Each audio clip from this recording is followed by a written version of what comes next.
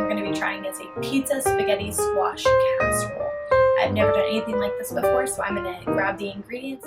So let's start with a whole spaghetti squash, a container of Parmesan cheese, container of mozzarella, 3 eggs, but I only end up using 2, salt, organic garlic powder, oregano, and a packet of pepperoni, plus a jar of pizza or spaghetti sauce, and Italian sausage.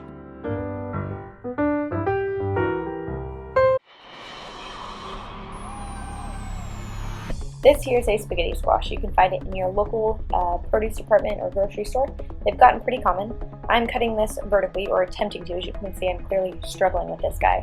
Vertically is harder to do, but it cooks more evenly, which I totally prefer. And obviously I'm like getting kind of frustrated. I'm starting to like get angry and trying to wiggle it around and do weird things and, you know, bang on it. And then James comes over, yay, muscles! Gotta have some muscles in the house, or maybe just sharpen your knives instead of being lame like us. But you know, whatever works. And now I'm going to check my phone real quickly because, you know, who doesn't want to check Snapchat while cooking? I got a huge metal spoon to scrape out the inside of this. It's just like a pumpkin. You want to make sure to get all the goo and everything else. I hold it against my cord because it can be kind of slippery, and then hold it on the other side. And the larger spoon for me is a lot easier. James prefers the smaller one. So, you know, find a method that works for you. As soon as you've got all the seeds out, you need to get a casserole dish and put it and cover it with a little bit of olive oil and a little bit of salt, and then wrap it in tin foil and put it in the preheated oven.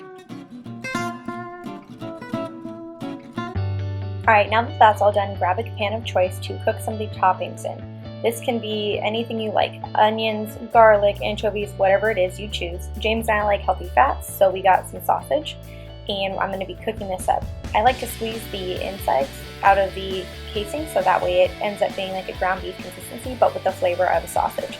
This is a really convenient way to do it, and I always enjoy it, and so does James. So while that's cooking, we're going to grate up some cheese. I'm going to use some mozzarella cheese and Parmesan, which is just going to be like any cheese topping that you would have on a pizza. I like to do mine shredded at home just because I feel like it retains flavor better than pre-shredded.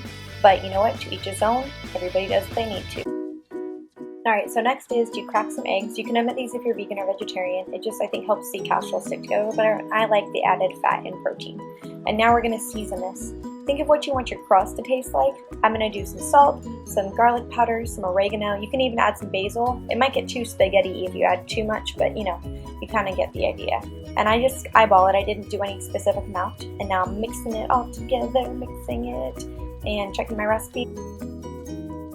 I need 3 cups of my tomato sauce, and here it is. The funniest part to me is that I cannot freaking open this. I'm like, oh gosh, James, help, no, James.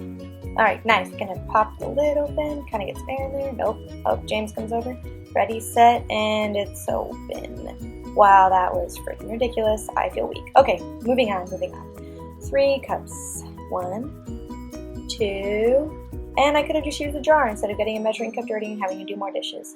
Oh well, no letter for next time. Alright, now that that's all done, we're going to go back to the sausage. It's kind of browned a little bit on the bottom. We don't want to let it sit for too long because it will get stuck in the shape, and I definitely want it to have a ground beef consistency so it tastes better in this topping style casserole. So make sure you get it all broken up, keep chopping at it and go into it. Don't do what I did. Don't take it out too early. Unless you want to be mad and burn yourself and get olive oil everywhere and hate life and be pissed off and have to start over.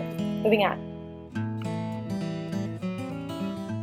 For the fun part, the actual toppings, we're going to mix the sauce and the sausage inside of the casserole. And then I would actually recommend layering the cheese if possible. Like take some of the spaghetti squash out and then layer it like lasagna almost, and put pepperoni in the middle. It makes it easier to eat later, but it still tastes really good.